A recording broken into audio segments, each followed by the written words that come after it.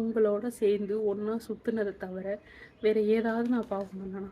இல்லை வேறு ஏதாவது நான் பாவம் பண்ணனா? தெரியாமல் தான் கேட்குறேன். இதோட எனக்கு கல்யாணம் சீசனாடா? எவனை பார்த்தாலும் எனக்கு கல்யாணம் மாப்பிள்ளை வந்துரு, மச்சான் வந்துடுடி, எனக்கு கல்யாணம் டி வந்துடுடின்னு ஆளாளுக்கு எனக்கு இன்விடேஷன் அனுப்புறீங்க. சரி, இன்விடேஷன் அனுப்புகிற, ஏதோ 4 நூற்றாண்டுக்கு அப்புறமா உங்கள் வாழ்க்கையில் ஏதோ ஒரு நல்லது நடக்குது, ரைட்டு, சந்தோஷமாக இருக்க வந்துருக்கோம். அந்த இன்விடேஷன் அனுப்புகிற எங்கள் அம்மா அப்பாவுக்கு அனுப்புறீங்க. வாய் அதையும் சும்மாவே கல்யாணத்தை ஒத்துக்க மாட்டேங்கிறேன். எனக்கு சோத்துல வெஸ்ட் வச்சு கொள்ளலாமா, இல்லை அடிச்சு சாவடிச்சு வெட்டலாமான்ற குறையில எங்கள் அம்மா திரியிறாங்க. அழுதும் பார்த்துட்டேன், அழுது ஆர்ப்பாட்டமும் பண்ணிட்டேன், அடிச்சும் பார்த்துட்டேன், கல்யாணத்துக்கு ஒத்துக்க மாட்டேங்க, வெறுப்புல திரியிறாங்க எங்கள் அம்மா.